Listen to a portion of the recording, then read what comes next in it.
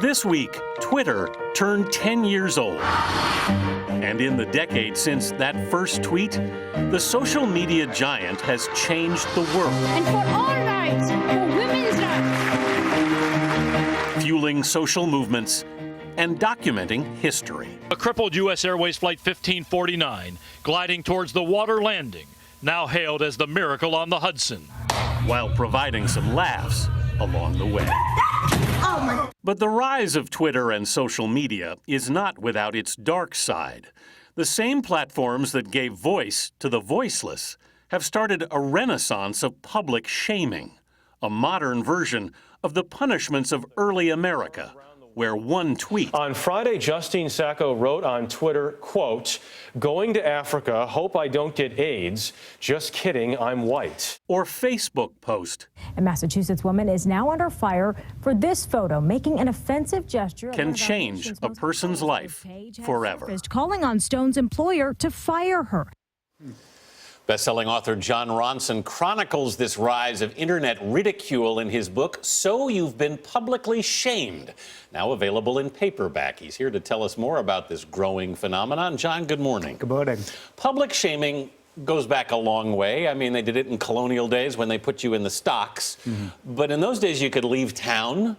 There weren't as many people looking at you. Now you can be publicly shamed globally. Sure, and in fact, one of the main reasons why public punishments died out in the 19th century is because they were deemed too brutal, too stigmatizing, disproportionate to the crime. So we've just kind of blithely brought back this thing that was considered horrific in the 19th century. It's interesting, though, because when you think of the evolution of Twitter, initially it was this wonderful thing. It gave a voice to the marginalized. When did it start to shift, in your opinion? I think it's because giving a voice to the marginalised was great. It was a really good feeling, like the democratisation of justice, like a levelling of the playing field. And it was such a good feeling, we started to let our standards slip. So instead of sort of criticising people who were misusing their privilege, we started, like, getting anybody. So people like Justine Sacco, who we saw in the package just then, who told a joke that came out badly, then becomes, like, responsible for systemic failing. And a private individual pulled out of the crowd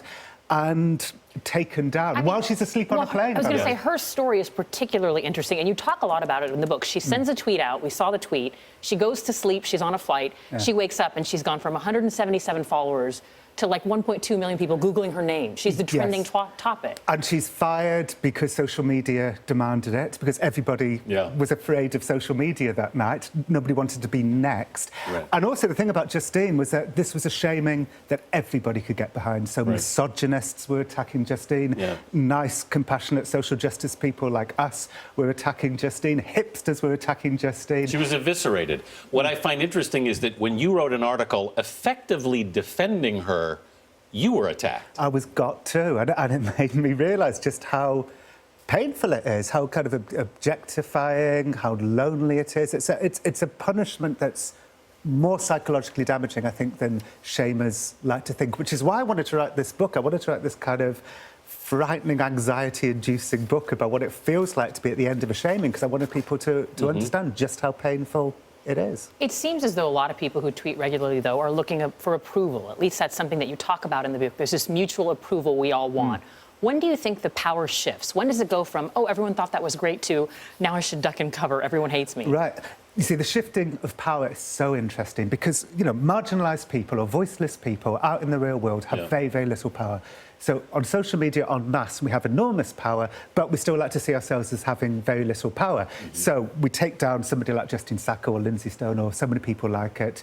We take them down, we change their life and ruin their life, but we still see ourselves as powerless people punching up. It only works if we see ourselves as powerless people punching up. But we demand those people are fired, so they are fired. And then the mainstream media, like the kind of nerdy kids sucking up to the school bully, goes along with it. And so the outrage on social media... We report what's happening, but we don't ourselves... to me, it's the... I look at this as the judge not lest you be judged kind of thing here. And what's interesting is it possible to turn this around? Well, I think conversations like this will help.